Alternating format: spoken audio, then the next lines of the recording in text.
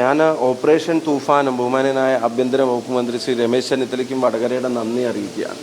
കുട്ടികളെ രക്ഷിക്കുമെന്നും തിരുത്തുമെന്നും നമ്മൾ പ്രതീക്ഷിക്കുന്ന അധ്യാപകർ ഇതിൻ്റെ സപ്ലൈസായി മാറുക എന്നുള്ളത് അത് ഏറ്റവും അപകടകരമായ സാഹചര്യം. ഒരു വിദ്യാർത്ഥി അത് ഉപയോഗിക്കുന്നതിനേക്കാളും അപകടം ഒരു അധ്യാപിക അല്ലെങ്കിൽ അധ്യാപകൻ അത് കൊടുക്കുക എന്നുള്ളതാണ്. അങ്ങനെ ഒരു സാഹചര്യം വർഷങ്ങളായിട്ട് ഒരു തടസ്സവും ഇല്ലാതെ ഇവിടെ നിലനിന്നിരുന്നു എന്നുള്ളതാണ് അതിൻ്റെ ആഘാതം വർദ്ധിപ്പിക്കുന്നത്.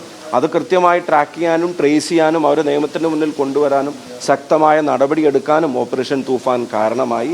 ഇത് വടകരയുടെ മാത്രം പ്രശ്നമല്ല, കേരളം എമ്പാടും ഇപ്പം കേരളത്തിൻ്റെ അതിർത്തിക്ക് പുറത്തു പോലും ഉള്ള ഇടപെടലുകൾ ഓപ്പറേഷൻ തൂഫാൻ്റെ ഭാഗമായിട്ട് നടത്താൻ ഗവൺമെൻറ് ആഗ്രഹിക്കുകയാണ്. വലിയ ഒരു ഷോക്കിംഗ് ആയിട്ടുള്ളൊരു വെളിപ്പെടുത്തലായിരുന്നു. അധ്യാപകർ എന്ന് പറയുമ്പോൾ അവരുടെ അടുക്കലേക്ക് സുരക്ഷിതമായിട്ട് മക്കളെ അയക്കുന്ന രക്ഷിതാവ് അവിടെ സേഫായിരിക്കുന്നിടത്ത് ആ അധ്യാപികയുടെ കയ്യിൽ നിന്ന് കുട്ടികൾക്ക് ഇതിൻ്റെ സപ്ലൈ നടക്കുന്നു എന്ന് പറഞ്ഞാൽ അത്യന്തം ഷോക്കിംഗ് ആയിട്ടുള്ള ഒരു വെളിപ്പെടുത്തലായിരുന്നു. പക്ഷെ അത് കണ്ടെത്തിയതിന് ഓപ്പറേഷൻ തൂഫാനും അതിന് നേതൃത്വം നൽകുന്ന ആഭ്യന്തര വകുപ്പ് മന്ത്രിക്കും നന്ദി പറയുന്നു. മാതൃകാപരമായ ശിക്ഷാ നടപടികൾ അവർക്കെതിരെ സ്വീകരിക്കണം. അവരൊന്നും ഇനി കുട്ടികളെ പഠിപ്പിക്കേണ്ടവരാണ് എന്ന് ഞാൻ വിശ്വസിക്കുന്നില്ല. മന്ത്രിസഭ അധികാരം വേണ്ടിയിട്ട് ഇപ്പം 3 മാസമായി. KPCC പ്രസിഡന്റ് മന്ത്രിയായി. എന്ന് KPCC പുനഃസംഘടന ഉണ്ടാകും, മറ്റു പ്രശ്നങ്ങളെ അല്ല, അത് എന്നെക്കാളും കോമ്പീറ്റൻ്റ് ആയിട്ടുള്ള ആളുകൾ പറയേണ്ട കാര്യമല്ലേ. ഞാനിപ്പോൾ എൻ്റെ വടകരയുടെ ദേശീയപാത പ്രശ്നങ്ങളൊക്കെ ഇപ്പോൾ പറഞ്ഞതില്ലാതായി പോകും. അതിനെപ്പറ്റിയൊക്കെ ഞാൻ പറഞ്ഞു. അപ്പോൾ മറ്റേ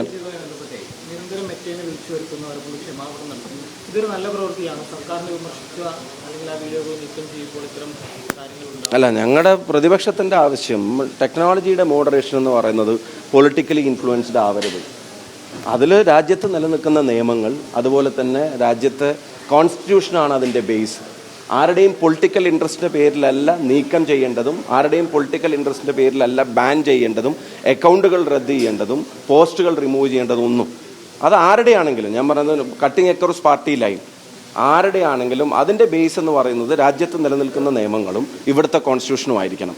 അതല്ലാതെ ഇതിൻ്റെ മോഡറേഷൻ അത് ഒരിക്കലും പൊളിറ്റിക്കലി മോട്ടിവേറ്റഡ് ആവരുത്, പൊളിറ്റിക്കലി ഇൻഫ്ലുവൻസ്ഡ് ആവരുത്. ഇപ്പം വേറൊരു രീതിയിൽ ഇത് കേന്ദ്ര സർക്കാരിനെതിരെ മാത്രം പ്രവർത്തിക്കുന്ന എന്തോ സംവിധാനമൊക്കെയായിട്ട് ഇപ്പോൾ ഈ സമരം നടന്നപ്പോഴാണ് അത് BJPക്ക് തോന്നിയത്. അതുവരെ ഇതിൻ്റെ ഏറ്റവും വലിയ പ്രയോക്താക്കളായിരുന്നു. ഇത് അധികാരത്തിൽ വരാൻ ഇതിൻ്റെ എല്ലാ സാധ്യതകളെയും ഉപയോഗിച്ചിട്ടുള്ള ആളുകളുണ്ട്. മാത്രമല്ല, രാജ്യത്ത് വെറുപ്പിൻ്റെ ക്യാമ്പയിൻ ഈ ഫേക്ക് അക്കൗണ്ടുകളിലൂടെയൊക്കെ നടത്തിയത് ആരാണെന്നൊക്കെ ഇതിനെയൊക്കെ ശ്രദ്ധിക്കുന്ന മുഴുവൻ ആളുകൾക്കും അറിയാം. ഞങ്ങൾ അന്നും പറയുന്ന കാര്യങ്ങൾ ഇതാണ്. ഇപ്പോൾ ഈ ജൻസി സമരവുമായിട്ട് ബന്ധപ്പെട്ട് തന്നെ നിങ്ങൾ ആലോചിക്കുക. ആ സമരവുമായിട്ട് ബന്ധപ്പെട്ട് എത്ര പോസ്റ്റുകൾ റിമൂവ് ചെയ്യപ്പെട്ടു, എത്ര അക്കൗണ്ടുകൾ ബ്ലോക്ക് ചെയ്യപ്പെട്ടു. ചില സോഷ്യൽ മീഡിയ പ്ലാറ്റ്ഫോമുകൾ തന്നെ ചില സമയങ്ങളിൽ പ്രവർത്തനം നിലച്ചതൊക്കെ നമ്മൾ കണ്ടതല്ലേ. അപ്പോൾ അതിൽ പ്രതിപക്ഷത്തിൻ്റെ ആവശ്യം നമ്മൾ റെഗുലേറ്റ് ചെയ്യേണ്ടത് ടെക്നോളജിയാണ്. അത് ആവശ്യമെങ്കിൽ റെഗുലേറ്റ് ചെയ്യണം. പക്ഷേ ഡെമോക്രസിയെ റെഗുലേറ്റ് ചെയ്യാൻ അതൊരു കാരണമായിട്ട് മാറരുത്. ഫ്രീഡം ഓഫ് എക്സ്പ്രഷൻ വേണം. അതേസമയം ചൈൽഡ് സെക്ഷൽ അബ്യൂസ് ഉൾപ്പെടെയുള്ള കാര്യങ്ങളിൽ ഉണ്ടായിട്ടുള്ള വീഴ്ചകൾ ക്ഷമിക്കാൻ കഴിയുന്നതല്ല. ഇപ്പം 40,000 കോടി രൂപയാണ് ഗൂഗിളിന് ഒരു വർഷം ഇന്ത്യയിൽ നിന്ന് കിട്ടുന്ന വരുമാനം എന്നാണ് കേട്ടത്. അതിൻ്റെ എത്ര ശതമാനം അവരിതിൻ്റെ ഗ്രീവൻസ് റിഡ്രസലിന് വേണ്ടി ഉപയോഗിക്കുന്നുണ്ട്? ഇവിടുത്തെ ഇത് ഉപയോഗിക്കുന്ന ആളുകളുടെ പരാതികൾ പരിഹരിക്കാൻ, അവരുടെ ഡാറ്റ പ്രൈവസി, അവരുടെ പേഴ്സണൽ പ്രൈവസി അത് ഉറപ്പുവരുത്താൻ ഉപയോഗിക്കുന്നുണ്ട്. കൃത്യമായ പരാതികൾ കൊടുത്തിട്ടും FIR ഇട്ടിട്ട് പോലും നടപടികൾ എടുക്കാത്തതുണ്ട്. അപ്പം അത്തരം കാര്യങ്ങളിൽ ഇവിടുത്തെ സോഷ്യൽ മീഡിയ പ്ലാറ്റ്ഫോമുകൾ ഇവിടുത്തെ കോൺസ്റ്റിറ്റ്യൂഷനോട്, വ്യക്തികൾക്ക് ഇവിടുത്തെ കോൺസ്റ്റിറ്റ്യൂഷൻ നൽകുന്ന അവകാശങ്ങളോട് നീതി പുലർത്തേണ്ടതുണ്ട്. അവർ കൂടുതൽ സംവിധാനങ്ങൾ, കൂടുതൽ തുക അതിനുവേണ്ടി ചെലവഴിക്കേണ്ടതുണ്ട്.